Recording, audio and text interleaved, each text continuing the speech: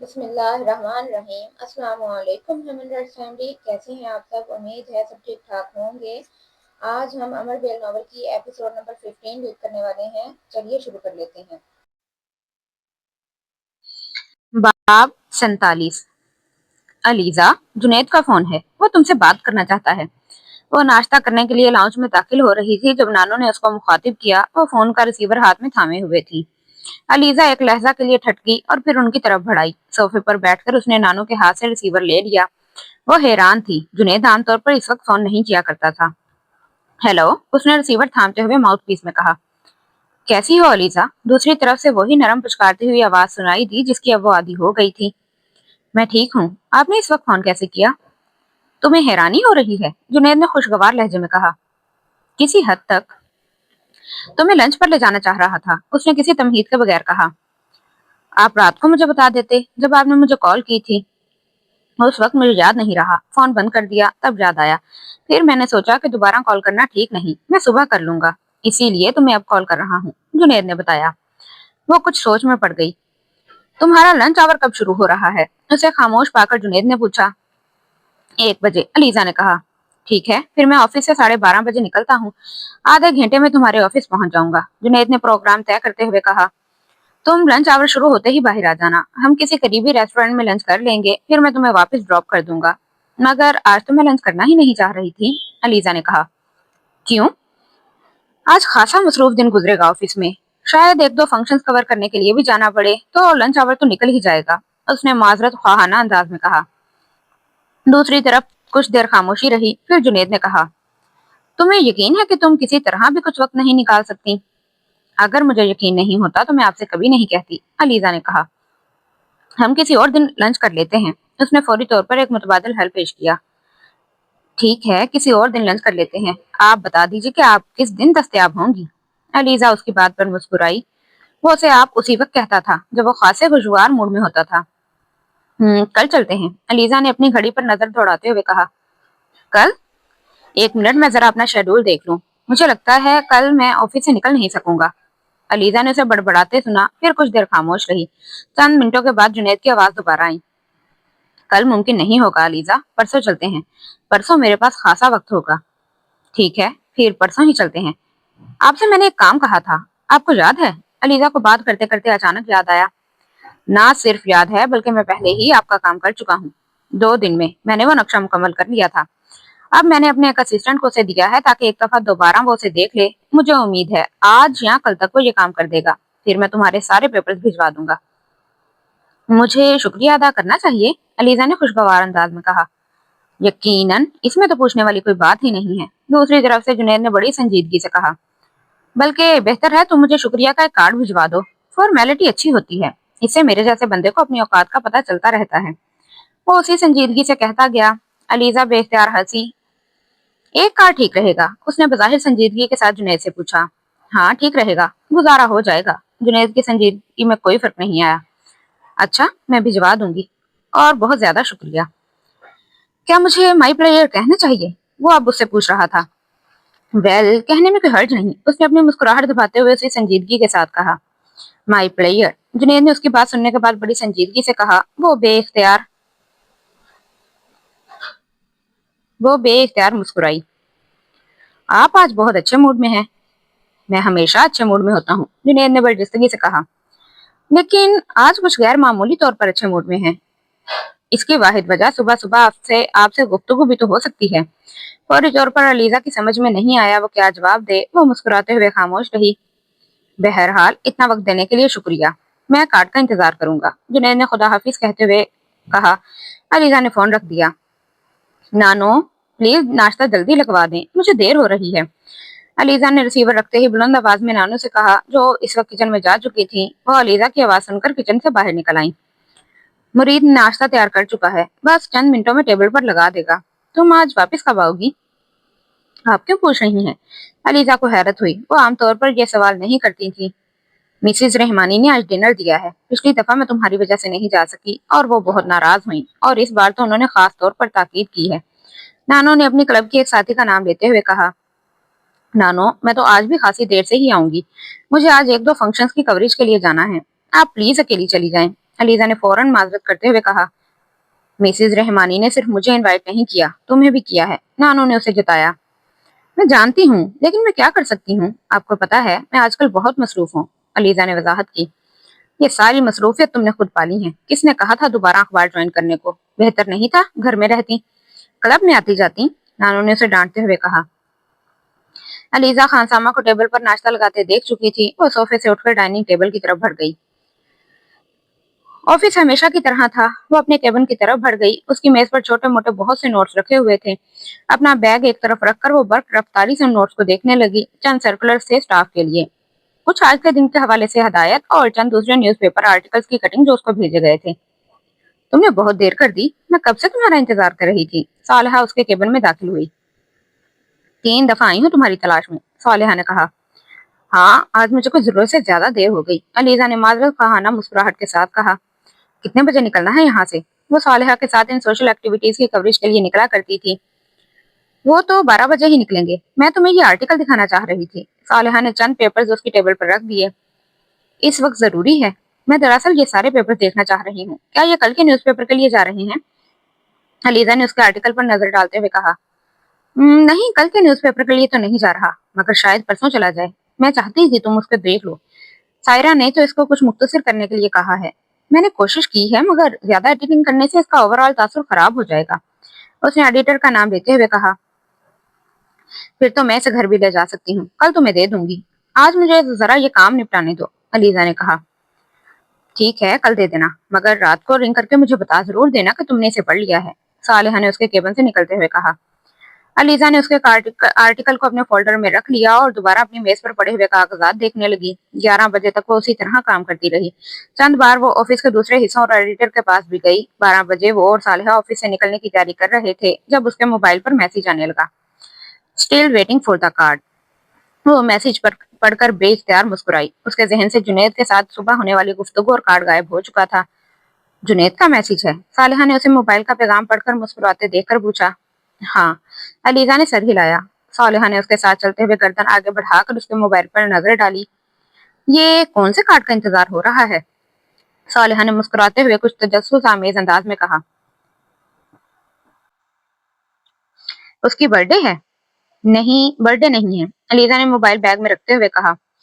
वो शमा ने जो वेलफेयर होम शुरू किया है, उसका नक्शा मैंने जुनैद से बनवाया था। उसने कुछ चार्ज किए बगैर ही काम कर दिया, जबकि शमा सिर्फ ये चाहती थी कि वो निस्बतन कम चार्ज करे, अलीजा ने अपनी एक कोलीग का नाम लेते हुए कहा। सुबह उससे उसी के बारे में बात हो रही थी। मैंने शुक्रिया अदा किया तो उसने कहा, बेहतर है मैं कार्ड भेज दूं। मैंने कहा ठीक है, भिजवा दूंगी। अब यहाँ आकर मैं इतनी मसरूफ हो गई कि मुझे याद नहीं रहा, और वो शायद अभी कार्ड चाह रहा है। तो फिर हम बाहर ही तो जा रहे हैं, तुम रास्ते से कार्ड लो और कुरियर सर्विस के जरिए भिजवा दो, ऑफिस के बैरूनी दरवाजे से निकलते हुए सालिहा ने कहा। हाँ, मैं भी यही सोच रही हूँ कि रास्ते से कार्ड लेकर पोस्ट कर दूं, अलीजा ने सर हिलाते हुए कहा। एक कार्ड सेंटर से कार्ड लेकर उसने कुरियर सर्विस के जरिए जुनैद के ऑफिस भिजवा दिया। खुद वो सालिहा के साथ उस फंक्शन में चली गई जो उन्हें कवर करना था।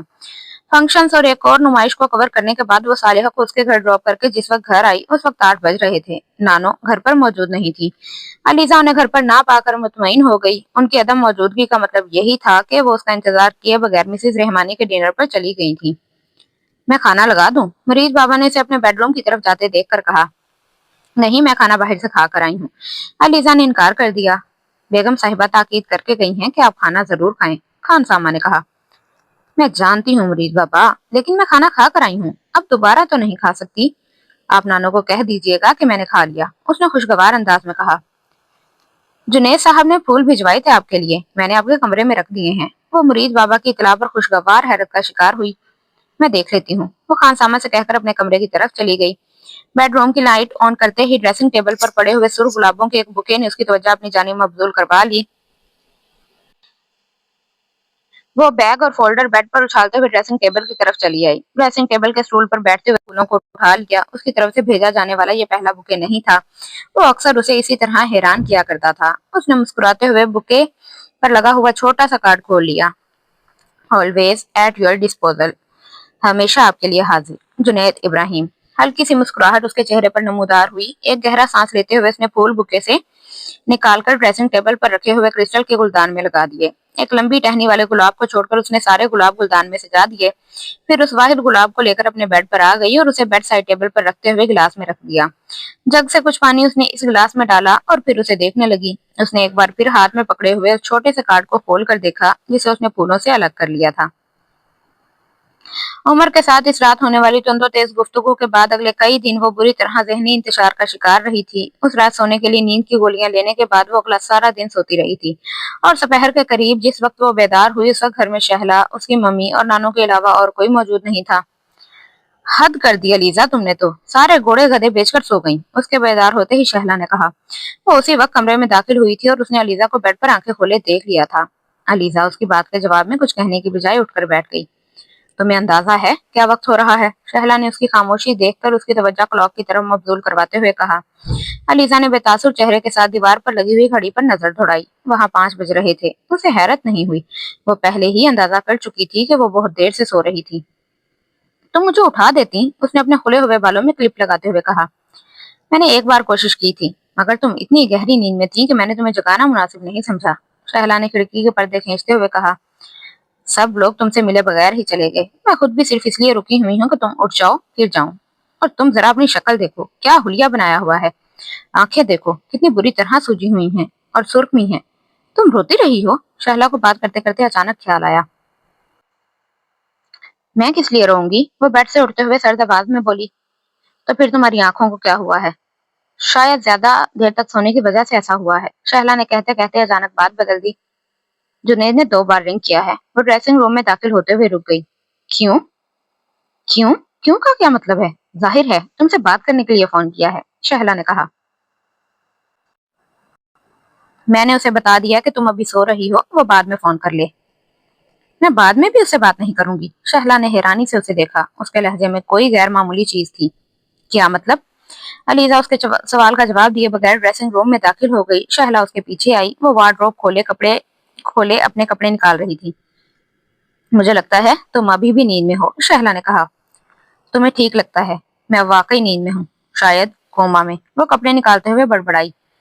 तुम जुनैद से बात नहीं करना चाहती? शहला ने कुछ उलझे हुए अंदाज में कहा।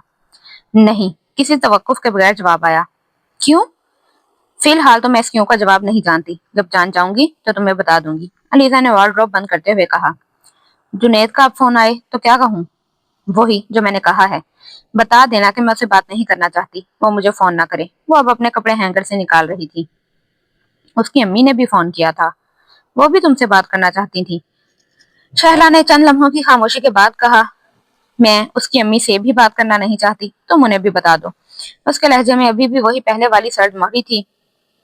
तुम ठीक तो हो? बिल्कुल ठीक हूँ। रात को तो तुमने जुनैद से बात की थी, उस वक्त तुमने एतराज नहीं किया। गलती की थी, अब नहीं करूंगी। तुम जाकर नहाओ, फिर तुमसे बात करूंगी। इस वक्त तुम अकल से पैदल हो, शहला ने ड्रेसिंग रूम से निकलते हुए कहा। वो आध घंटे बाद बेडरूम में आई थी। तुम्हारा मूड खराब क्यों है? वो ड्रेसिंग टेबल के सामने आकर बालों को ब्रश करने लगी तो शहला ने उससे कहा। तुम्हें गलत फहमी हो रही है, मेरा मूड खराब नहीं है, अलीसा ने बालों में ब्रश करते हुए पुरसुकून अंदाज में कहा। मुझे कोई गलत फहमी नहीं हुई, मैं बेवकूफ नहीं हूँ, शहला ने कदर खफगी से कहा। मेरे अलावा और कोई बेवकूफ हो भी कैसे सकता है? अलीजा उसकी बात के जवाब में बड़बड़ाई। जुनैद इतना अच्छा बंदा है, मैं उससे बहुत मुतासिर हुई हूँ, शहला ने उसकी बात पर कोई रद्द अमल जाहिर किए बगैर कहा। सबको ही बहुत अच्छा लगा है, सब तारीफ कर रहे थे। मुझे उसकी खूबियों और अच्छाइयों में कोई शुबा नहीं है, यकीनन इतना ही अच्छा है वो जितना तुम कह रही हो, अलीजा ने आईने में देखते हुए उससे कहा। तो फिर उसे खफगी की वजह क्या है? मैं उससे नाराज नहीं हूँ, फिर तुम उससे बात करने से इनकार क्यों कर रही हो? ये मैं नहीं जानती। ये क्या बात हुई? शहला ने कुछ बुरा मानते हुए कहा। बस मैं उससे बात करना नहीं चाहती, यही तो पूछ रही हूँ। क्यों? ये जरूरी नहीं है हर शख्स के पास हर सवाल का जवाब हो। ये इतना मुश्किल सवाल नहीं है जिसके जवाब में तुम्हें दिक्कत पेश आए, शहला बहस करने के मूड में थी। मैं उससे क्या बात करूं? अलीजा ने अचानक हेयर ब्रश ड्रेसिंग टेबल पर पटकते हुए शहला की तरफ मुड़कर कहा। क्या डिस्कस करूं उससे? शहला हैरानी से उसका चेहरा देखने लगी। उसका शुक्रिया अदा करने के लिए उससे बात करूं? या फिर इजहार मोहब्बत करने के लिए कि मुझे मंगनी होते ही आपसे मोहब्बत हो गई है, और आप जैसा आदमी मैंने पहले जिंदगी में नहीं देखा, ना ही आपसे पहले मैंने किसी से। वो बात करते करते अचानक रुक गई। उसका चेहरा सुर्ख हो रहा था। शहला ने उसे मुड़कर एक बार फिर हेयर ब्रश उठाते हुए देखा। तुम्हारे साथ जो कुछ हुआ उसमें जुनैद किसी तौर पर भी कसूरवार नहीं है। अलीजा ने उसकी बात काट दी। मैंने उसे कसूरवार नहीं ठहराया। तुम्हारे रवैये से तो ये बात साबित नहीं होती। शहला, मैं जुनैद को कोई सजा दे रही हूँ, ना ही मैं उसे कसूरवार समझ रही हूँ। मैं बस उससे बात नहीं करना चाहती, कुछ अरसे के लिए, तब तक जब तक मैं जहनी तौर पर उसके और अपने ताल्लुक को तस्लीम नहीं कर लेती। मुझे कुछ वक्त चाहिए, किसी की यादों से निकलने के लिए नहीं, सिर्फ इस पछतावे से निकलने के लिए जिसका मैं शिकार हूँ। वो बात करते करते थके हुए अंदाज में ड्रेसिंग टेबल के स्टूल पर बैठ गई। कोई शख्स पछतावे और एहसास जुर्म की असलियत का अंदाजा नहीं कर सकता जिसका मैं शिकार हूँ। उससे बात करने के लिए जिस इखलाकी जरूरत की जरूरत है वो मेरे पास नहीं है। किस मुंह से मैं फोन पर उससे बात करूं? मुझे कितनी शर्मिंदगी है ये मैं नहीं बता सकती, और तुम्हारा इसरार है मैं उससे बात करूं। मैं कुछ अरसा उससे तो क्या किसी से बात नहीं करना चाहती। नानो का इसरार था, मंगनी कर लो, मैंने करवा ली, अब मुझे आजाद छोड़ दिया जाना चाहिए। शहला कुछ कहने की बजाय सिर्फ उसका चेहरा देखती रही। जुनैद से बात ना करने या उसे नजरअंदाज करने का फैसला ज्यादा देर तक कायम नहीं रहा। मंगनी के तीसरे दिन से कोयटा जाना था और वो वहां जाने से पहले अपने घर वालों के साथ उनके यहाँ आया। उसके रवैये से किसी तरह भी इस बात का इजहार नहीं हुआ कि वो अलीजा के उसका फोन रिसीव ना करने पर नाराज है। उसने इस सिलसिले में सिरे से अलीजा से कोई बात ही नहीं की। मामूल के खुशगवार अंदाज में वो उसके साथ गुफ्तगू करता रहा। सिर्फ वापस जाने से पहले उसने लाउंज से बाहर निकलते हुए अलीजा से कहा, मेरे पेरेंट्स खासे लंबे अरसे से मेरी शादी के बारे में सोच रहे थे, खास तौर पर मेरी बड़ी बहन की शादी के बाद। मेरी फैमिली रिवायती किस्म की फैमिली है। जिस तरह बड़े बेटे से बहुत सारी तवक्कुआत लगाई जाती हैं, इसी तरह उसकी बीवी से भी खासी तवक्कुआत वाबस्ता कर ली जाती हैं, शऊरी तौर पर या लाशऊरी तौर पर। वो चंद लम्हों के लिए रुका। बाकी लोग लाउंज से निकल चुके थे, सिर्फ वही दोनों अभी अंदर थे। अलीजा दम साधे उसकी बात सुनती रही। मेरी ख्वाहिश है कि आप इन तवक्कुआत पर पूरा उतरें, क्योंकि तवक्का उससे वाबस्ता की जाती है जिससे मोहब्बत होती है, या जिसे हम अपने बहुत करीब पाते हैं, और आप हमारी फैमिली का एक हिस्सा बन चुकी हैं। वो संजीदगी से कहता गया, मुझसे बात करना ना करना कोई बड़ा इशू नहीं है, लेकिन मैं ये चाहूंगा कि आप मेरी फैमिली के साथ राब्ते में रहें। कोई बुराई नहीं है अगर आप उनके फोन रिसीव कर लें या उनसे थोड़ी बहुत गपशप कर लें या उनकी दावत पर हमारे घर आ जाएं। इससे खुशी के अलावा और कुछ नहीं मिलेगा। आपको मजबूर नहीं कर रहा, लेकिन आप मेरी दरख्वास्त मान लेंगी तो मुझे अच्छा लगेगा।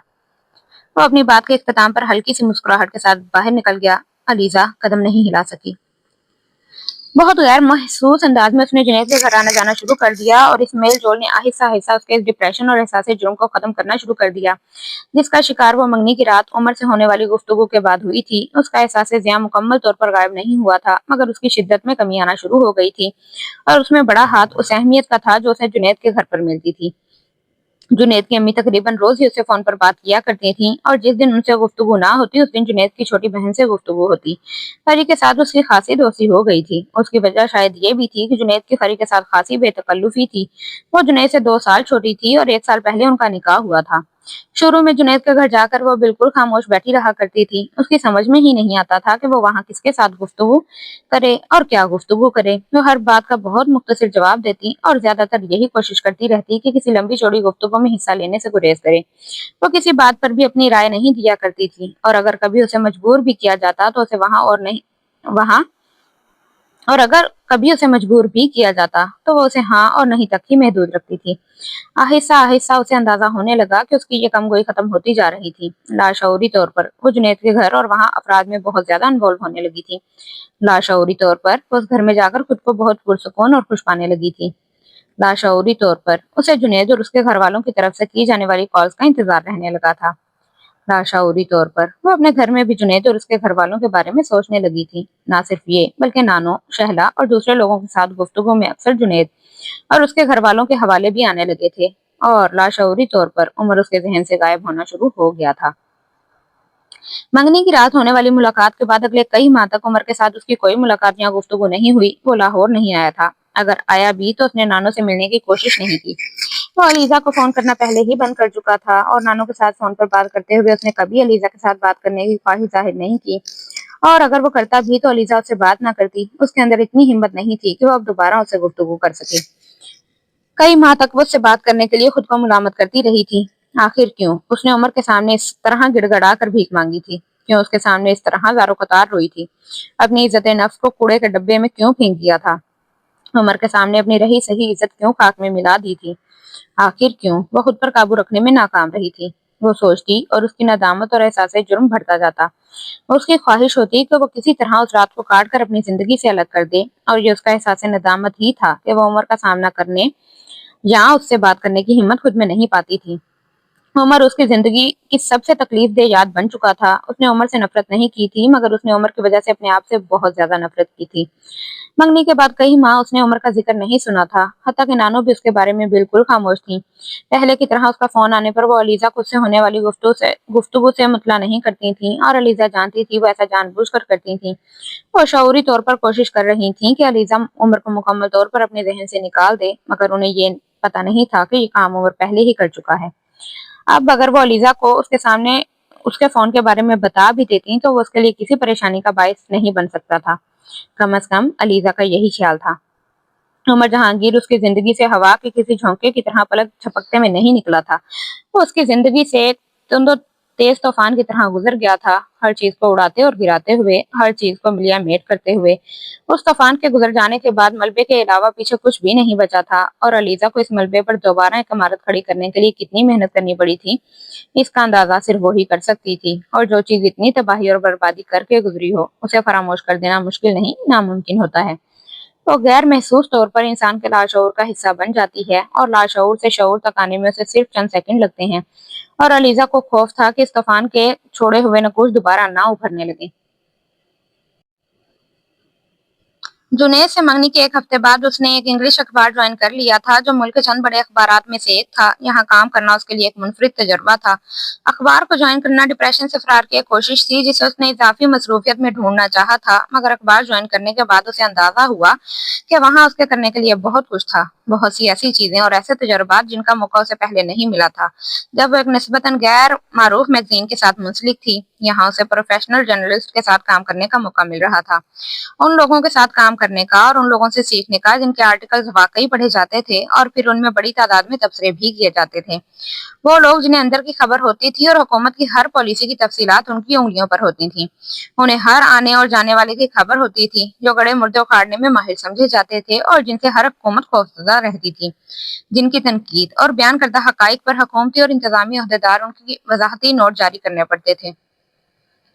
जिनकी तनकीद और बयान करदा हकाइक पर हुकूमती और इंतजामी अहदेदारान को वजाहती नोट जारी करने पड़ते थे। वो अखबार के दफ्तर अपने कॉलीग्स के दरमियान होने वाली बहसों मुबाहिसा सुनती, और वो उनकी मालूमात और तर्ज़े इस्तदलाल पर रश करती। जमहूरियत का चौथा सतून भी इतना ही ताकतवर था जितने बाकी तीन सतून, इतने ताकतवर कि बाज़ दफा वो बाकी तीनों सतूनों को हिला देता था। अजीजा अखबार के पॉलिटिकल पेजी से वाबस्ता नहीं थी। वो सोशल इश्यूज पर आर्टिकल लिखती थी और मुख्तलिफ तकरीबात की कवरेज भी करती, और इन तकरीबात को कवर करने के दौरान उसे जर्नलिस्ट के साथ लोगों के गैर मामूली रवैये पर हैरत होती। अखबार में लगने वाली एक सुर्खी लोगों के लिए कितनी अहमियत रखती थी। फ्रंट पेज न्यूज आइटम बनने के लिए लोग कैसी कैसी हरकत और कैसे कैसे बयानात देने पर उतर आते थे।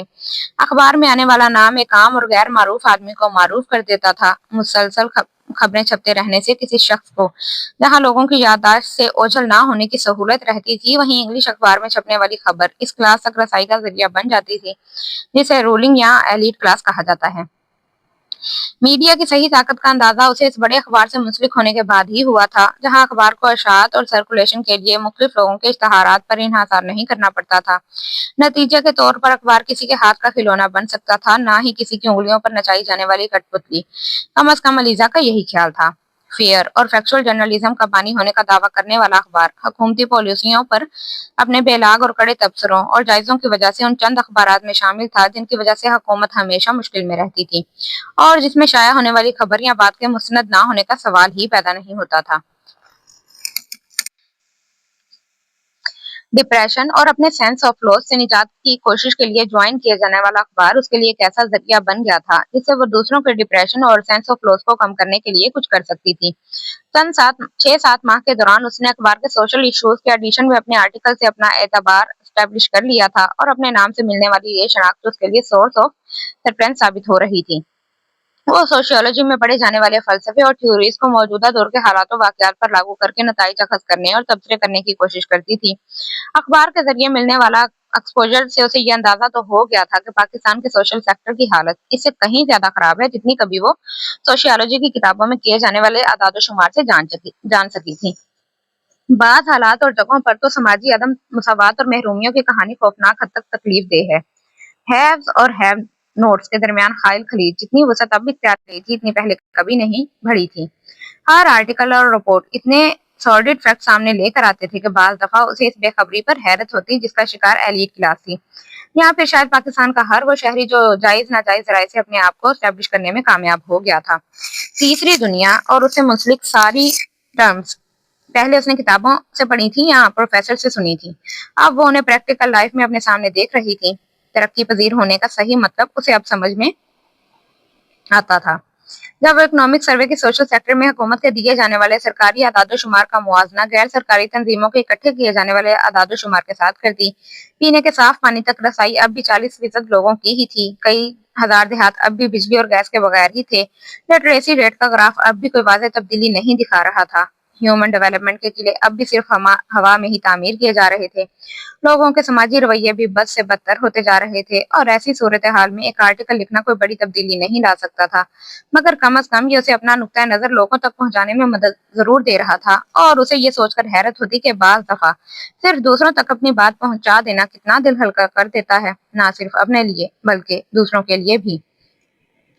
जुनैद की अम्मी भी किसी न किसी हद तक सोशल वर्क में इन्वॉल्व रही थी और अलीजा की उनसे इस बात में गुफ्तगू होती रहती। उसके चंद कॉलीग चंद एनजीओ के साथ मुंसलिक थे और एक वेलफेयर होम की तामीर के लिए सरगर्दा थे, और अलीजा ने उनके काम में आसानी पैदा करने के लिए जुनैद के जरिए इस इमारत का नक्शा बनवा दिया था।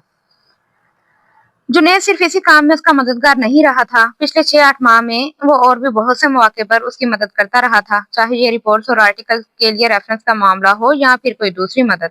उनका सोशल सर्कल खासा वसी था और उस सोशल सर्कल में हर फील्ड के लोग शामिल थे। वो उसका काम खासा आसान कर दिया करता था, मगर बड़े गैर महसूस तरीके से, और इस तामुन ने बड़े अजीब से अंदाज में दोनों के दरमियान मौजूद रिश्ते को मजबूत किया था। अलीजा को कभी अंदाजा तक नहीं था कि वो उमर के अलावा किसी और शख्स पर इस तरह एतमाद करेगी, मगर जुनैद ने बड़ी उम्दगी के साथ उमर की जगह ले ली थी। जिंदगी में हर चीज, हर शख्स, हर फीलिंग का रिप्लेसमेंट मौजूद होता है, और जो लोग कहते हैं ऐसा नहीं होता वो बकवास करते हैं।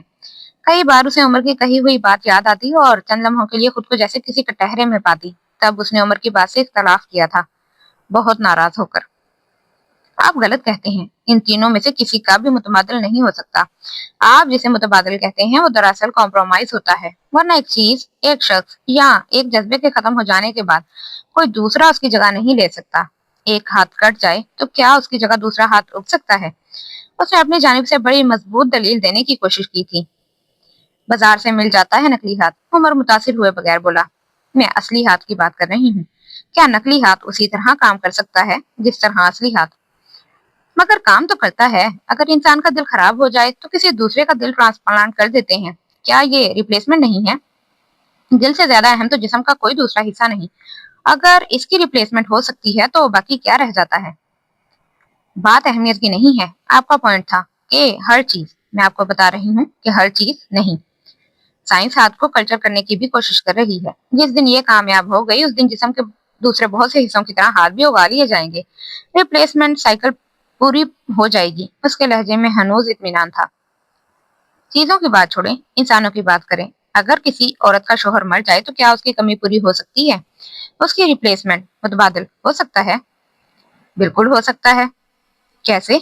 दूसरे शोहर से। और अगर पहले शोहर से उसे मोहब्बत हो तो दूसरे से भी हो जाएगी। ऐसा नहीं होता।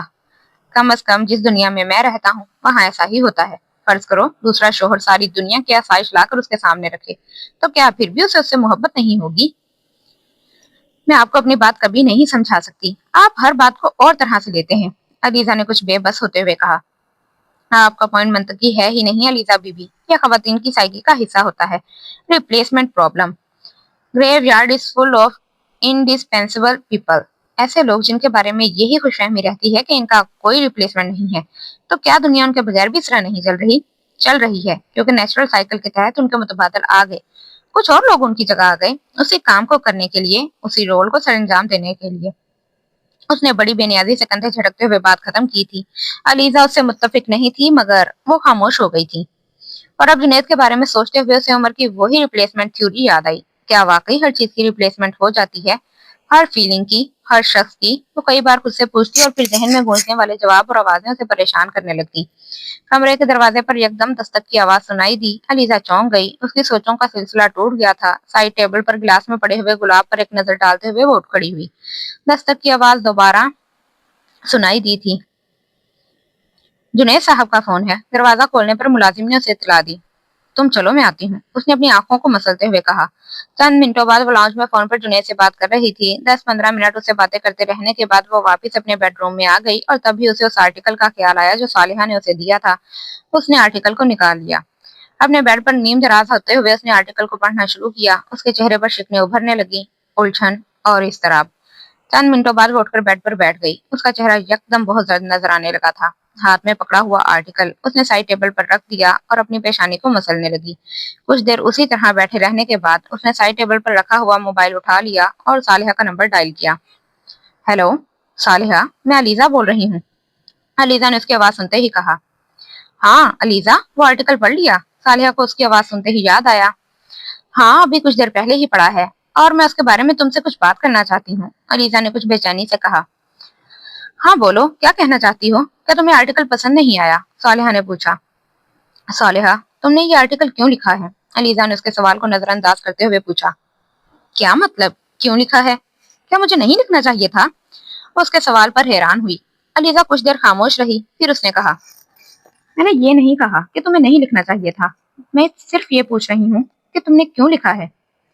भाई, क्यों लिखते हैं ऐसे आर्टिकल्स? अवाम तक हकाइक लाने के लिए, उन्हें तस्वीर का असली रुख दिखाने के लिए, उन लोगों की असलियत से आगाह करने के लिए जो उन्हीं के टैक्सों से उनके हुक्मरान बने बैठे हैं।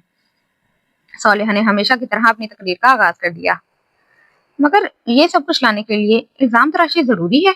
अलीजा ने उसकी बात को बेसब्री से काटते हुए कहा। इल्जाम तराशी का क्या मतलब? कौन सी इल्जाम तराशी? सालिहा उसके सवाल पर चौंकी। मैं तुम्हारे आर्टिकल की बात कर रही हूँ, अलीजा ने कहा। मेरा आर्टिकल? फॉर गॉड से अलीजा, मेरे आर्टिकल में कौन सी इल्जाम तराशी तुम्हें नजर आ गई है? सालिहा ने बेइख्तियार उसकी बात पर नाराज होते हुए कहा। जो कुछ तुम्हारे आर्टिकल में है मुझे वो सच नहीं लगता, अलीजा ने कहा। जो कुछ मेरे आर्टिकल में है वो हकाई के अलावा और कुछ नहीं है। मुझे हैरत हो रही है कि तुम्हें वो सब झूठ लगा है और शायद पहली बार हुआ है, सालिहा ने कहा। तुमने अपने आर्टिकल में सिर्फ इल्जामात लगाए हैं, कोई सबूत नहीं दिया। इतना गैर मोहतात होकर भी कुछ लिखने की क्या जरूरत है? अगर अगले दिन क्या जरूरत है कि अगले दिन या तो अखबार को माजरत करनी पड़े या फिर कोर्ट में केस चलाया जाए, अलीजा ने कहा।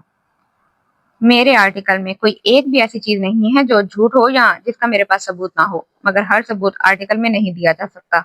और जहां तक माजरत या किसी का ताल्लुक है तो उस शख्स में इतनी हिम्मत कभी हो ही नहीं सकती कि वो ये दोनों काम करे, क्योंकि मेरे इल्जामात दुरुस्त हैं और वो उन्हें किसी तौर पर भी गलत साबित नहीं कर सकता, सालिहा ने बड़े पुरएतमाद अंदाज में कहा। तुम्हें ये सारी मालूमात कहाँ से मिली हैं? अलीजा ने उसकी बात पर कुछ तजब्जुब का शिकार होते हुए कहा। कम ऑन अलीजा, कम से कम तुम तो ऐसी बच्चों जैसी बातें ना करो। हम दोनों जर्नलिस्ट हैं और तुम जानती हो जर्नलिस्ट के अपने सोर्स ऑफ इंफॉर्मेशन होते हैं और ये कभी कभार गलत मालूमात और खबरें भी दे देते हैं, अलीजा ने अपनी बात पर जोर देते हुए कहा। हाँ बिल्कुल दे देते हैं, मगर कम से कम इस शख्स के बारे में मेरे पास जितनी भी मालूमात हैं वो बड़े बावसूख जराये से आई हैं और वो गलत नहीं है, गलत हो ही नहीं सकती, सालिहा ने उसी के अंदाज में अपनी बात पर जोर दिया। फिर भी सालिहा, तुम्हें एक बार फिर इन तमाम इल्जामात की सदाकत को परख लेना चाहिए, अलीजा ने इस बार कदरे कमजोर आवाज में कहा। उसकी जरूरत ही नहीं है। जब मैं कह रही हूँ कि ये बावसूख जराये से आई हैं तो तुम मान लो कि ये वाकई बावसूख जराये से आई हैं और गलत नहीं हो सकती, सालिहा ने उसकी बात काटते हुए मजबूत लहजे में कहा। मगर मुझे हैरत है कि आखिर तुम इस आर्टिकल में मौजूद इल्जामात पर इतनी परेशान क्यों हो रही हो? इससे पहले तो कभी तुमने इस तरह के किसी आर्टिकल पर कभी एतराज किया, ना ही मुझे खबरदार करने की कोशिश की है। फिर इस बार क्या खास बात है? सालिहा कुछ मुतजस्सिस अंदाज में कहने लगी और फिर बात करते करते चौंक सी गई। क्या तुम उस शख्स को जाती तौर पर जानती हो? अलीजा उसे अचानक पूछे गए सवाल पर गड़बड़ा गई। नहीं, ऐसी कोई बात नहीं है। मैं उसे जाती तौर पर कैसे जान सकती हूँ? मैं तो सिर्फ इसलिए तुम्हें खबरदार कर रही हूँ कि तुम्हारे लगाए गए इल्जाम बहुत संगीन हैं और अखबार में ये आर्टिकल शाया हो जाने के बाद तुम्हें किसी परेशानी का सामना भी करना पड़ सकता है, अलीजा ने कहा। یہ زین العابدین کی دی گئی معلومات پر مشتمل آرٹیکل ہے اور زین العابدین کتنا پروفیشنل ہے اور اس کی دی گئی انفارمیشن کس قدر اوتھینٹک ہو سکتی ہے تم خود اندازہ لگا سکتی ہو۔ صالحہ نے اپنے اخبار کے سب سے اچھے انویسٹیگیٹو جرنلسٹ کا نام لیتے ہوئے کہا۔ علیزہ کا دل بے اختیار ڈوبا۔ زین العابدین، کیا وہ اس پہ کام کر رہا ہے؟ فی الحال نہیں، مگر یہ اس کی اگلی اسائنمنٹ ہے، صالحہ نے علیزہ کو آگاہ کیا۔ مگر زین العابدین اس معاملے میں کیوں دلچسپی لے رہا ہے؟ ایسے چھوٹے چھوٹے معاملات پر کام کرنا تو کبھی اس کا خاصا نہیں رہا۔ علیزہ نے خشک ہوتے ہوئے حلق کے ساتھ کہا، یہ تو زین العابدین ہی بتا سکتا ہے، مجھے تو بس سنڈے ایڈیشن کے لیے ایک آرٹیکل لکھنا تھا اور اس کے لیے مجھے انفارمیشن کی ضرورت پڑی تو کسی نے مجھے ٹپ دی کہ زین العابدین کی اگلی اسائنمنٹ یہی ہوگی اور وہ یقیناً اس بارے میں میری مدد کر سکتا ہے۔ صالحہ نے بڑی لاپرواہی سے کہا، جب میں نے زین العابدین سے بات کی تو اس نے مجھے خاصی معلومات فراہم کی۔ صالحہ خوش ہو گئی۔ علیزہ موبائل کان سے لگائے گمسم بیٹھی رہی۔ ہیلو علیزہ، صالحہ نے اسے خاموش پا کر مخاطب کیا۔ ہاں میں سن رہی ہوں، وہ غائب دماغی کے عالم میں بولی۔ کیا سن رہی ہو؟ میں تو اپنی بات بھی ختم کر چکی ہوں، صالحہ نے جتایا۔ تمہاری طبیعت تو ٹھیک ہے؟ اسے اچانک تشویش ہوئی۔ ہاں، نہیں سر میں کچھ درد محسوس ہو رہا تھا۔ علیزہ کو اچانک اپنی گفتگو کی بے ربطگی چھپانے کا بہانہ مل گیا۔ اچھا تو تم سو جاتی، صالحہ نے کہا۔ ہاں مگر مجھے تمہارا آرٹیکل یاد آ گیا، تم نے کہا تھا کہ میں آج ہی اسے پڑھ کر تمہیں اس کے بارے میں رائے دوں، علیزہ نے کہا۔ اتنی ایمرجنسی بھی نہیں تھی، تمہاری طبیعت اگر ٹھیک نہیں تھی تو تم اسے نہ پڑھتی، کل پڑھا جا سکتا تھا۔ بہرحال اب تم نے پڑھ لیا ہے تو تم مجھے بتاؤ، کیا اس میں کچھ مزید ایڈیٹنگ کی ضرورت ہے؟ صالحہ نے کہا۔ اپنی رائے تو میں نے تمہیں دے دی ہے، مجھے الزامات کچھ زیادہ سنگین لگے، لیکن اگر تمہیں یقین ہے کہ وہ ٹھیک ہیں اور بعد میں ان کی وجہ سے تمہیں کسی پریشانی کا سامنا نہیں ہوگا تو ٹھیک ہے، تم اسے بھجوا دو، علیزہ نے کہا۔ میں نے تمہیں بتایا ہے اس اسائنمنٹ پر زین العابدین کام کرنے والا ہے اور اس کے سامنے تو میرا آرٹیکل اور اس میں شامل الزامات کچھ بھی نہیں ہیں، وہ تو جس طرح گڑے مردے اکھاڑتا ہے تم اچھی طرح جانتی ہو۔ علیزہ کو دوسری طرف سے صالحہ کی ہنسی کی آواز سنائی دی۔ ٹھیک ہے پھر تم اسے بھجوا دو، علیزہ نے اپنے لہجے کے اضطراب کو چھپاتے ہوئے کہا۔ تم صبح آ رہی ہو؟ صالحہ نے اسے پوچھا۔ کہاں؟ علیزہ نے ایک بار پھر غائب دماغی سے کہا۔ بھائی آفس، اور کہاں؟ ہاں آفس تو یقیناً آؤں گی، تم کیوں پوچھ رہی ہو؟ علیزہ نے کہا۔ نہیں، میں نے سوچا تمہاری طبیعت ٹھیک نہیں ہے اور شاید تم صبح نہ آؤ، صالحہ نے کہا۔ میری طبیعت ٹھیک نہیں ہے یہ کس نے کہا؟ میری طبیعت تو بالکل ٹھیک ہے، علیزہ نے بے اختیار کہا۔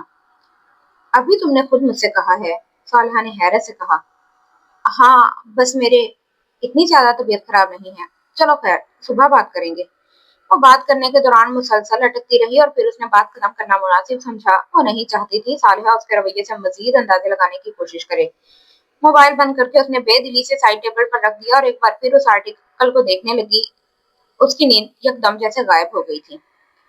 زین العابدین، وہ آرٹیکل پر نظر دوڑاتے ہوئے بڑبڑائی۔ صحافی حلقوں میں وہ شخص پنڈورا باکسز کھولنے میں شہرت رکھتا تھا۔ آج تک وہ جن اسائنمنٹ پر کام کر چکا تھا ان میں کوئی بھی اس کے فراہم کیے جانے والے حقائق کو چیلنج کرنے کی ہمت نہیں کر سکا تھا۔ نہ ہی ایسے کسی اسائنمنٹ کے بعد اس کے اخبار کو کبھی کسی معذرت کی ضرورت پڑی تھی۔ وہ بڑے بڑے نامی گرامی سیاستدانوں، فوجی جرنیلوں، صنعت کاروں اور بیوروکریٹس کے کیریئر ڈبونے میں شہرت رکھتا تھا۔ اس کے ذرائع معلومات کون تھے یا کیا تھے یہ کوئی نہیں جانتا تھا، مگر وہ اپنی اسپیشل رپورٹس میں جو کچھ پیش کیا کرتا تھا وہ حقائق کے علاوہ اور کچھ بھی نہیں ہوتا تھا۔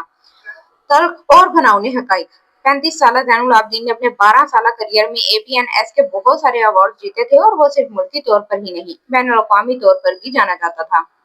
New York Times, Washington Post, Los Angeles Times اور دی آبزرور جیسے اخبارات پاکستان کے بارے میں شائع کی جانے والی خبروں اور رپورٹس میں زین العابدین کے آرٹیکلز اور رپورٹس کا حوالہ دینے میں کوئی یار نہیں سمجھتے تھے۔ 4 دفعہ ہونے والے قاتلانہ حملوں نے زین العابدین کی ساکھ میں اور اضافہ کر دیا تھا۔ کیریئر کے شروع میں اپنی رپورٹس پر اٹھنے والے ہنگامے کے بعد اسے 2 اخبارات سے الگ کر دیا گیا تھا، مگر جب انہی رپورٹس پر APNS ایوارڈ جیتنے کے علاوہ بین الاقوامی اخبارات میں ان رپورٹس کی گونج سنائی دی تو ملک کے چند دوسرے بڑے انگلش اخبارات نے زین العابدین کو مستقل طور پر اپنے ساتھ منسلک ہونے کی پیشکش کی، جس کا نتیجہ یہ تھا کہ زین العابدین نے ایک اخبار کی آفر قبول کر لی اور پھر گزرنے والے ہر دن اس کی ساکھ اور نام کو پہلے سے بہتر بناتا گیا۔ زین العابدین اب بین الاقوامی فورمز میں بلوایا جاتا جہاں وہ پاکستان میں جرنلزم کے حوالے سے پیش آنے والے واقعات اور حادثات کے ساتھ ساتھ حالات بھی سناتا۔ اس کی ساکھ اور نام دن بہ دن بہتر ہوتا جاتا۔ ہر اس شخص اور اس ادارے کو خاص طور پر بدقسمت سمجھا جاتا جس میں زین العابدین کی نظر ٹھہر جاتی۔ ہر ایک کو اس بات کا یقین ہوتا کہ وہ شخص اب اپنے کیریئر کی آخری سیڑھی پر کھڑا زین العابدین کے ہاتھوں کے بل گرنے کا منتظر ہے۔ یہی وجہ تھی کہ بڑے بڑے سیاستدان زین العابدین کے ساتھ اچھے تعلقات رکھنا ضروری سمجھتے تھے۔ وہ صحافت کی دنیا کا ایک ایسا غیور بن چکا تھا جو بونوں کی سرزمین میں دندناتا پھرتا تھا۔ عمر جہانگیر جیسے چھوٹے موٹے بیوروکریٹس اس کی نظر میں کبھی نہیں آتے تھے، لیکن اب اگر زین العابدین نے عمر جہانگیر پر کام کرنے کا فیصلہ کر لیا تھا تو علیزہ اندازہ کر سکتی تھی کہ آنے والے دن عمر جہانگیر اور اس کے خاندان کے لیے کیا کچھ لے کر آنے والے تھے۔ وہ جانتی تھی آنے والے دنوں میں زین العابدین عمر جہانگیر کو فرنٹ پیج نیوز بنانے والا تھا، اور زین العابدین کے ساتھ ہونے والی یہ ٹسل عمر جہانگیر کے کیریئر کے خاتمے کی پیش گوئی تھی۔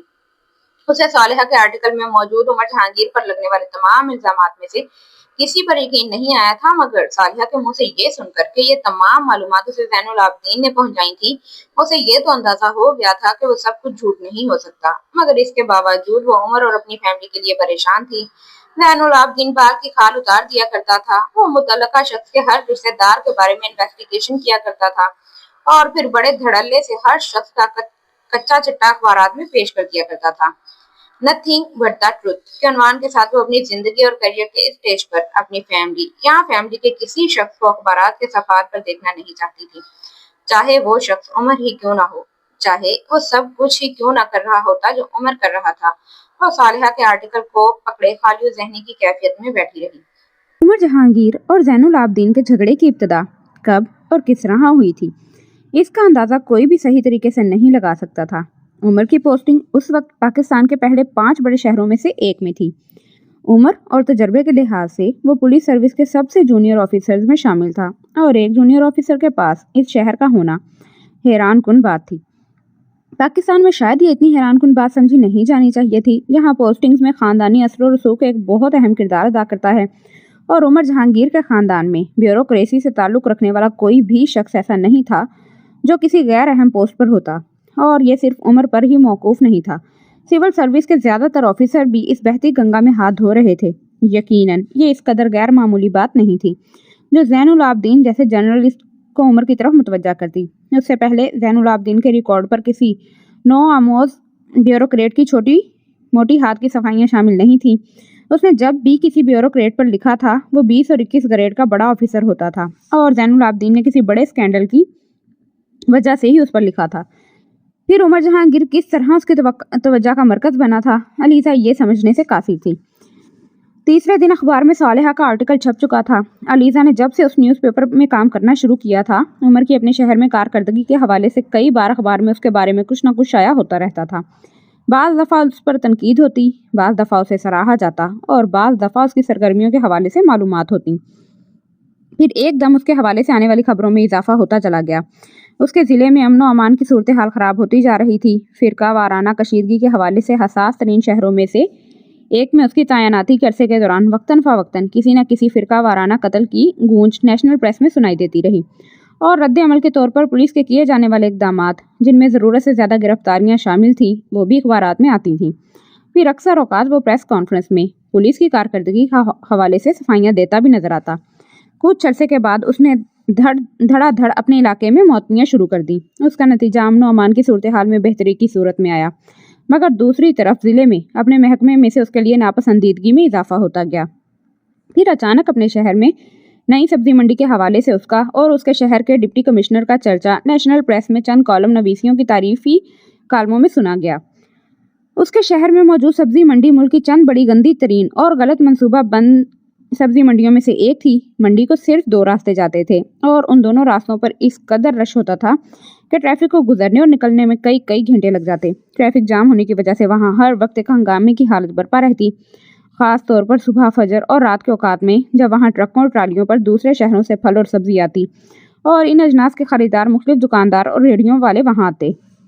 منڈی میں نہ صرف ٹریفک کا نظام بہت برا تھا، بلکہ گندگی کے لحاظ سے بھی اس کا کوئی پرسان حال نہیں تھا۔ وہاں سے گزرنے والے گندے پانی کا نالا گلی سڑی سبزیوں اور پھلوں اور ان کے چھلکوں سے ہر وقت بھرا رہتا۔ کوڑے کی مقدار اس حد تک زیادہ ہو جاتی کہ پانی کا بہنا بھی مشکل ہو جاتا۔ نتیجہ یہ تھا کہ پانی بری طرح متعفن ہو جاتا۔ منڈی میں کچھ دیر کھڑے رہنا جان جوکھوں کا کام لگتا تھا۔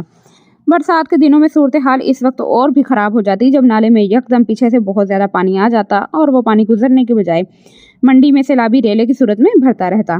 पानी का यह कीचड़ नुमारेला कई कई हफ्ते मंडी में मौजूद रहता और लोग उसी हालत में वहाँ कारोबार करते रहते। कई हफ्तों के बाद यह पानी उतर भी जाता, तब भी ज़मीन को खुश्क होने में कई कई दिन लगते। बाज़ दफ़ा वहाँ वबाएं भी फूट पड़ती, मगर लोगों को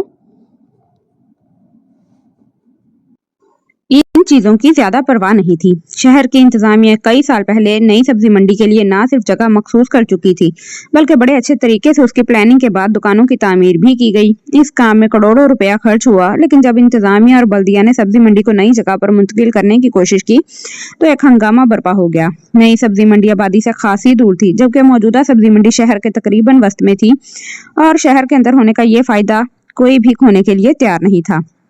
मंडी के आढ़तियों, व्यापारियों और खरीदारों ने आसमान को कुछ इस तरह सर पर उठाया कि इंतजामिया ने मंडी को आवाम की सहूलत के पेश नज़र नई जगह पर मुंतकिल करने का काम मुअत्तल कर दिया। आढ़तियों और व्यापारियों की धमकियां कोई भी सियासी हुकूमत अफोर्ड नहीं कर सकती, क्योंकि हर एक को उनके वोटों की जरूरत थी और कोई रुकने असम्बली या बल्दिया का मेयर ये नहीं चाहता था कि इतनी बड़ी तादाद में वोट उसके हाथ से निकल जाएं। इसीलिए जितने शोर शराबे से आवाम की सहूलत के पेश नज़र इस मंडी को मुंतकिल करने का मंसूबा शुरू किया गया था, उतनी ही खामोशी के साथ इस मंसूबे को आवाम की सहूलत के लिए तर्क कर दिया गया था। नई तामीर शुदा मंडी शहर से बाहर अपने मकीनों का इंतजार ही करती रही। फिर हर बार नई आने वाली इंतजामिया और बल्दिया ने इस काम का बेड़ा उठाया और हर बार वो दूध के झाग की तरह बैठते रहे। बल्दियाती इंतखाबात में हर बार शहरियों से मंडी की शहर से बाहर मुंतकली के वादे पर वोट लिए जाते और इलेक्शन जीतने के बाद इस वादे को पसे पुश डाल दिया जाता। फिर इस काम का बेड़ा रज़ी महमूद और उमर जहांगीर ने उठाया। था। तमाम सियासी दबाव को पसे पुश डालते हुए सब्जी मंडी में कारोबार करने वाले लोगों को डेडलाइन दे दी थी। दोनों पर पीछे से पड़ने वाला दबाव इसलिए कारगर साबित नहीं हो रहा था क्योंकि दोनों ही बहुत बाअसर खानदानों से ताल्लुक़ रखते थे और उनको ट्रांसफ़र करवाना आसान काम नहीं था। रज़ी महमूद उमर जहांगीर के बैच में से था और उसकी उम्र के साथ अच्छी खासी दोस्ती थी। एक ही ज़िले में इत्तफाकन होने वाली तैनाती के दौरान दोनों के दरमियान हर मामले में अच्छी खासी कोऑर्डिनेशन रही और सब्जी मंडी की तब्दीली का काम उसी मुताबिकत का एक नतीजा था। जब किसी किस्म का कोई दबाव काम नहीं आया तो आढ़तियों और व्यापारियों ने हड़ताल की धमकी दे दी। रज़ी महमूद और उमर जहांगीर ने बड़े इत्मीनान से इस हड़ताल की धमकी को नज़रअंदाज कर दिया। मंडी के लोगों के एहतजाज में और शिद्दत आ गई और मुकर्ररा तारीख पर उनकी हड़ताल शुरू हो गई। मुकर्ररा तारीख पर रज़ी महमूद ने करीबी शहर की सब्जी मंडी में वहाँ के बाअसर लोगों के जरिए फल और सब्जियाँ मंगवाईं और शहर में कई जगहों पर इंतज़ामिया और बल्दिया की ज़ेर निगरानी सस्ते दामों फराहम करना शुरू कर दिया। और उसके साथ साथ सारे शहर में ऐलान होता रहा कि अगले 2 हफ्तों में इंतज़ामिया और किन किन जगहों पर ऐसे बाज़ारों का इनेकाद करेगी और उनके औकात क्या होंगे। गैर महदूद मुद्दत के लिए शुरू होने वाली हड़ताल अगले दिन ही खत्म हो गई। उन्हें ज़िलाई इंतजामिया की तरफ से ऐसे किसी इक़दाम का अंदाजा नहीं था। हड़ताल खत्म होने के बावजूद सब्जी मंडी में कारोबार करने वालों का एहतजाज खत्म नहीं हुआ, बल्कि उसमें और शिद्दत आ गई। और जब मुकर्ररा डेडलाइन पर पुलिस मंडी को खाली करवाने गई तो आढ़तियों के अंजुमन के सदर ने उन्हें वो स्टे ऑर्डर दिखाया जो वो कोर्ट से ले चुके थे। अदालत ने ज़िलाई इंतजामिया को तब तक सब्जी मंडी को खाली करवाने से रोक दिया था जब तक उस मुकदमे का फैसला नहीं हो जाता, और मुकदमा करने वालों को यकीन था कि मुकदमे का फैसला होने में इतना वक्त जरूर लग जाएगा कि उमर जहांगीर और रज़ी महमूद वहां से पोस्ट आउट हो जाते और उनकी जगह पर आने वाले नए अफसर जरूरी नहीं था कि उन जैसे ही होते। सब्जी मंडी के लोगों को यकीन था कि उनका मसला हल हो चुका था। स्टे ऑर्डर देखने के बाद डिप्टी कमिश्नर और एसपी की क़यादत में आने वाला पुलिस का दस्ता बड़ी खामोशी के साथ सब्जी मंडी के लोगों के बुलंदो बांग फातिहाना नारों की गूंज में किसी किस्म के रद्द अमल का इजहार किए बगैर वहां से चला गया। सारा दिन सब्जी मंडी में मिठाइयां बढ़ती रहीं। इंतजामिया को एक बार फिर शिकस्त दे दी गई थी। उन्हें शहर से कोई नहीं था। अगली रात 2 बजे सब्जी मंडी की तरफ दूसरे शहर से आने वाला ट्रक पुलिस के कायम किए गए उस नाके पर खड़ा ऊपर लदी हुई एक एक पेटी उतरवा कर पुलिस के उन 4 लोगों को दिखा रहा था जो कुर्सियों पर बड़े इत्मीनान से बैठे थे। उस सड़क पर वो पहला नाका था और उस नाके के बाद आध किलोमीटर के फासले पर 6 और ऐसे ही नाके थे। वो ट्रक जो आमतौर पर रात 2:30 बजे के करीब सब्जी मंडी पहुंच जाता था, वो उस दिन सुबह 10 बजे के करीब सब्जी मंडी पहुंचा। पुलिस ने सब्जी मंडी की दोनों बैरूनी सड़कों को ब्लॉक करके उस पर जा बजा नाके लगा दिए थे और वो दोनों सड़कें मुकम्मल तौर पर ब्लॉक हो गई थीं। पुलिस वाले एक एक पेटी उतरवाते, फिर चढ़ाते, अगले नाके पर फिर यही अमल दोहराया जाता, उससे अगले नाके पर फिर इंतजामिया ने शहर में ऐलान कर दिया था कि अमन और अमान की बिगड़ी हुई सूरत हाल के पेश नज़र शहर में आने वाले तमाम ट्रकों के सामान को अच्छी तरह छानबीन किया जाएगा और शहर में आने वाले ज़्यादातर ट्रक सब्जी मंडी ही जाते थे। नतीजतन उस सड़क पर ट्रकों की लंबी कतारें लग गईं और गर्मी के मौसम में बहुत से ट्रकों में लदा हुआ फल और सब्जियां खराब होने लगे। दूसरे शहरों से भेजे जाने वाले फलों और सब्जियों के सौदे खत्म होने लगे। ट्रकों पर लदे हुए फलों और सब्जियों के खराब ढेर को खरीदने के लिए सब्जी मंडी में कोई तैयार नहीं था और दूसरे शहरों से लोग अपनी अजनास इस तरह ज़ाया करवाने के लिए तैयार नहीं थे। पुलिस स्टे ऑर्डर की पूरी तरह पासदारी कर रही थी। सब्जी मंडी में कारोबार करने वाले किसी शख्स को तंग नहीं किया गया था। अलबत्ता अमन और अमान की हालत को ठीक रखना एक ऐसा फर्ज था जो पुलिस को हर सूरत पूरा करना था और ये काम रजी महमूद और उमर जहांगीर अपनी निगरानी में करवा रहे थे। छठे दिन पुरानी सब्जी मंडी के लोग खामोशी से नई सब्जी मंडी मुंतकिल होना शुरू हो गए। एक हफ्ते में ये मुंतकिली खत्म हो गई। एक हफ्ते के बाद पुलिस ने उस सड़क पर तमाम नाके ये कहते हुए खत्म कर दिए कि अमन और अमान की सूरत हाल में बहुत ज्यादा बेहतरी आने की वजह से अब इन दो सड़कों पर नाकों की जरूरत नहीं रही। पुरानी सब्जी मंडी से नई सब्जी मंडी में मुंतकिली का काम जिस कदर सहूलत से हुआ था और उसके नतीजे में शहरियों को जो सुकून का सांस नसीब हुआ था, उसने रजी महमूद और उमर जहांगीर के लिए भी आम शहरियों के अंदर खासे अच्छे जज्बात पैदा किए थे। लोकल प्रेस में शाया होने वाली तारीफी खबरें मुल्की प्रेस में भी आईं और फिर कुछ कालम नवीसों के कालम्स की जीनत भी बनी। बात शायद यहीं तक रहती तो रजी महमूद और का हीरो वाला दर्जा उसी तरह कायम रहता और दूसरे लोगों की तरह अलीजा भी यही समझती रहती कि उन दोनों ने बड़े अच्छे तरीके से एक मुश्किल सूरत हाल को हैंडल किया था। मगर सालिहा के आर्टिकल ने उस तमाम मामले पर से एक नया पर्दा उठाते हुए उमर और रजी की हीरो वाली हैसियत को खत्म करते हुए उन्हें विलियन की हैसियत दे दी थी। सब्जी मंडी की नई जगह मुंतकली के बाद रजी महमूद और उमर जहांगीर ने शहर के वस्त में मौजूद उस सब्जी मंडी की करोड़ों मालियत की जमीन को बेचकर रकम आपस में तकसीम कर ली थी और सालिहा ने उस फ्रॉड की तमाम तफसीलात को अपने आर्टिकल में शाया किया था। उसने ना सिर्फ जमीन के नए मालकान के नामों की तफसील दी थी बल्कि ये भी बताया था कि चंद कॉलम नवीसों को किस तरह रुपया देकर अखबारात में रजी महमूद और उमर जहांगीर हाथ प्रोफेशनलिज्म की तारीफ करते हुए उन्हें मिसाली ब्यूरोक्रेट करार दिया गया था। ऐसे ब्यूरोक्रेट्स जिस पर इस मुल्क और आने वाली नस्लों को फख्र होगा। दिलचस्प बात यह थी कि पुरानी सब्जी मंडी का इलाका अब शहर के मसरूफ तरीन कमर्शियल एरियाज में शामिल हो गया था और उसी कमर्शियल एरिया में इस शहर से ताल्लुक रखने वाले एक ऐसे कॉलम नवीस को भी कुछ ज़मीन अता की गई थी जो अपने कॉलम्स में वक्तन फ़वक्तन अपने आबाई शहर के डिप्टी कमिश्नर और SP की तारीफों में ज़मीन और आसमान के किलाबे मिलाता रहता था। सालिहा ने ज़मीन के उस टुकड़े की मालियत के हवाले से भी तहरीरी सबूत फराहम किए थे।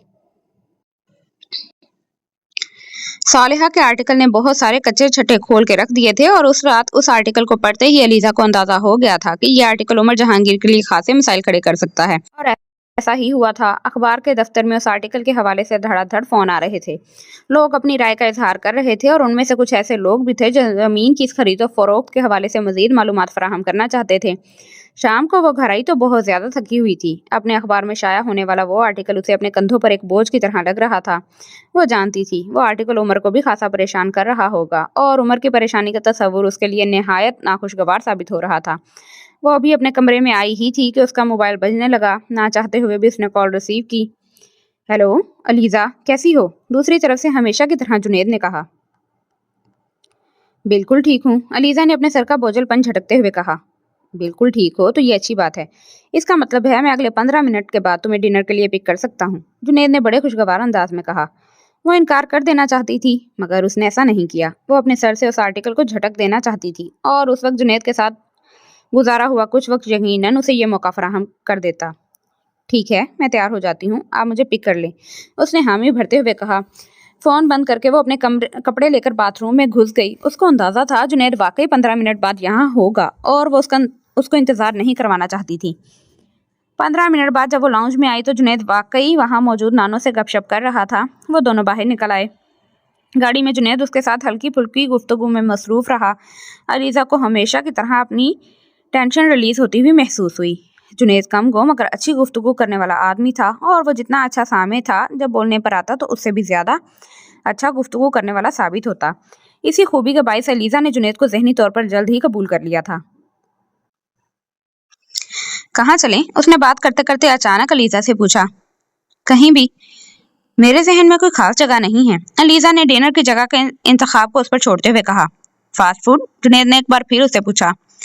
ये भी आप पर मुनहसिर है, मैं किसी खास खाने का सोचकर बाहर नहीं निकली, अलीजा ने एक बार फिर पहले की तरह उससे कहा। जुनैद उसके जवाब पर मुस्कुराकर खामोश हो गया। कुछ देर तक वो खामोशी से गाड़ी ड्राइव करता रहा, फिर उसने अलीजा से कहा, मैं आज तुम्हारा न्यूज़पेपर देख रहा था। उसने अलीजा के अखबार का नाम लेते हुए कहा। अलीजा ने कर देखा। उसे एहसास हुआ कि जुनैद खिलाफ मामूल कुछ संजीदा नजर आ रहा था। उसमें मैंने वो आर्टिकल पढ़ा, तुम्हारी दोस्त सालिहा का आर्टिकल। अलीजा को बेइख्तियार सुबकी और हितक का एहसास हुआ। जुनैद के मुंह से उस आर्टिकल का तज़किरा सुनना उसके लिए सबसे ज्यादा शर्मिंदगी का बायस था। वो नहीं जानती थी कि वो उसके खानदान के बारे में क्या सोच रहा होगा। उसने तुम्हारे कज़न के बारे में लिखा है, उमर जहांगीर। तुम्हारा वही कज़न है ना जिससे मैं मिला था, और ये आर्टिकल उसी के बारे में है ना? जुनैद ने जैसे तस्दीक चाही। अलीजा ने कुछ खिफ़त ख्यालों में सर हिला दिया। काफ़ी फजूल बातें लिखी हैं सालिहा ने। जुनैद ने उसके सर हिलाने पर तबसरा किया। अलीजा खामोशी से सामने देखती रही। इस किस्म के बेबुनियाद इल्ज़ामात लगाना जर्नलिस्ट का काम नहीं होता, जुनैद कह रहा था। तुम्हें इस आर्टिकल के शाया होने से पहले सालिहा ने इसके बारे में बताया होगा, अचानक उसने पूछा। हाँ, उसने मुझे बताया था, अलीजा ने सर हिलाते हुए कहा। तो फिर तुम्हें उसे मना करना चाहिए था कि वो तुम्हारी फैमिली के बारे में इस तरह का आर्टिकल ना लिखे, जुनैद ने संजीदगी से कहा। अलीजा ने हैरानी से उसका चेहरा देखा। मैं कैसे मना कर सकती थी? जुनैद ने उसकी बात पर गर्दन मोड़ कर देखा। वो तुम्हारी दोस्त है, तुम चाहती तो उसे मना कर सकती थी, उसने अपने अल्फाज पर जोर देते हुए कहा। नहीं, मैं उसे मना नहीं कर सकती थी, अलीजा ने सर हिलाते हुए कहा। क्यों? तुम ऐसा क्यों नहीं कर सकती थी? जुनैद ने पूछा। वो कुछ देर खामोशी से उसके चेहरे को देखती रही, फिर गर्दन मोड़कर गाड़ी की खिड़की से बाहर देखने लगी। जर्नलिस्ट दोस्तों के कहने पर अपनी कहानियां नहीं बदला करते, उसने कुछ देर की खामोशी के बाद कहा। जुनैद उसकी बात पर बेइख्तियार हंसा। अलीजा एक बार फिर उसे देखने पर मजबूर हो गई। तुम क्या बात कर रही हो अलीजा? ये पाकिस्तान है, यहाँ सब कुछ हो जाता है, और यहाँ जर्नलिस्ट किस तरह के होते हैं वो तुम मुझसे ज़्यादा अच्छी तरह जानती हो, क्योंकि आखिर तुम इस प्रोफेशन से मुंसलिक हो। और जुनैद के मुंह से पहली बार इस किस्म का बेलाग तबसरा सुन रही थी, और शायद इस तबसरे ने उसे कुछ देर के लिए हैरान भी कर दिया था। इसीलिए वो जुनैद की बात के जवाब में फौरी तौर पर कुछ कहने की बजाय खामोश हो गई। जुनैद को यकदम एहसास हुआ कि अलीजा को शायद उसकी बात बुरी लगी थी। मैंने एक जनरल तबसरा किया है, मैं किसी खास शख्स के हवाले से ऐसा नहीं कह रहा, उसने वजाहत की। मैं सालिहा से वो आर्टिकल शाया ना करने के लिए क्यों कहती? उसने संजीदगी से जुनैद से पूछा। जुनैद ने हैरत से उसका चेहरा देखा। क्योंकि वो तुम्हारी फैमिली के एक फर्द के बारे में था। इससे क्या फर्क पड़ता है कि वो किसके बारे में था? जुनैद इस बार खामोशी से उसका चेहरा देखता रहा। वो यकदम बहुत संजीदा नजर आने लगी थी। जर्नलिस्ट को बेबुनियाद इल्जाम लगाने का था। सालिहा का कहना है कि वो बेबुनियाद इल्जामात नहीं हैं। हर चीज उस वक्त बेबुनियाद होती है जब तक उसके बारे में सबूत ना दिया जाए। सालिहा ने अपने आर्टिकल में इतने सबूत दिए हैं जितने जरूरी थे। ऐसे सबूत कोई भी दे सकता है, 4-6 लोगों के बयानात और चंद कागजात की नकूल। कोई ऐसा सबूत नहीं होता कि उसकी बुनियाद पर एक अहम ओहदे पर फाइज शख्स के बारे में अखबारात में कोई चीज़ शाया कर दी जाए। वो इस बार जुनैद की बात पर खामोश रही। एक जिम्मेदार जर्नलिस्ट की जिम्मेदारी सिर्फ दूसरों पर कीचड़ उछालना ही नहीं होती, हकाइक को हकाइक बनाकर पेश करना भी ज़रूरी होता है। ऐसा मिर्च मसाला लगाकर उन्हें ब्रेकिंग न्यूज़ बनाकर पेश नहीं करना चाहिए। जुनैद बोलता रहा।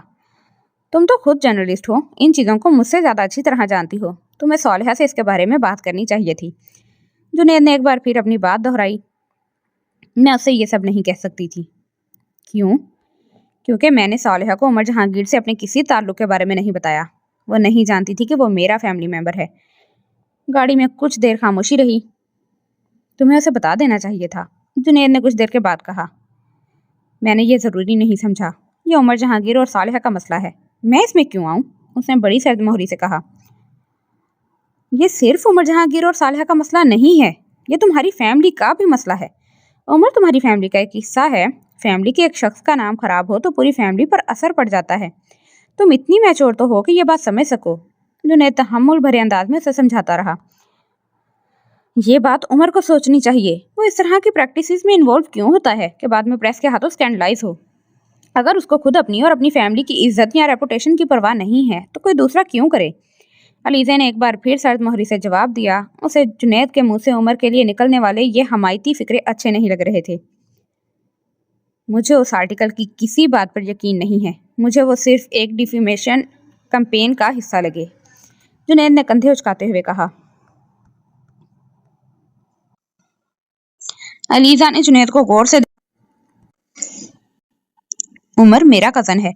मैं उमर को आपसे ज्यादा अच्छी तरह जानती हूँ। वो क्या कर सकता है और क्या नहीं, उसके बारे में भी मेरी राय आपसे ज्यादा अहम है। और मैं सालिहा को भी अच्छी तरह जानती हूँ। वो किसी डिफेमेशन कैंपेन का हिस्सा नहीं बन सकती, उसने मुस्तहकम अंदाज में कहा। और आखिर वो ऐसी किसी कैंपेन का हिस्सा क्यों बनेगी? उसकी उमर जहांगीर से कोई मुखालफत है ही नहीं, और ना ही उसे उससे कोई फायदा हासिल करना है। उमर वही काट रहा है जो उसने बोया है। उसने कंधे उचकाए। सालिहा के पास उस आर्टिकल के लिए मटेरियल कहाँ से आया? वो तो आमतौर पर ऐसे इश्यूज पर नहीं लिखती। जुनैद ने अचानक उससे पूछा। ये मैं नहीं जानती। सालिहा से उस आर्टिकल के बारे में मेरी गुफ्तगू नहीं हुई, अलीजा ने कहा। क्या ये हैरान कुन बात नहीं है कि सालिहा ने एकदम इस किस्म का मुतनाज़ इशू लेकर उस पर लिखा, जबकि उसे इसका कोई तजुर्बा है और ना ही इस हवाले से उसका कोई बैकग्राउंड है। ये बात इतनी हैरान कुन नहीं है जितनी आपको लग रही है। वो जर्नलिस्ट है, जब चाहे जिस चीज़ के बारे में लिख सकती है। अहम बात तो सिर्फ ये है कि जो चीज़ लिखी जाए वो अच्छी तरह लिखी जाए और उसमें कोई झोल ना हो। और मैं समझती हूँ कि उसके इस आर्टिकल में कोई झोल नहीं है। अलीजा ने दो टोक अंदाज में कहा।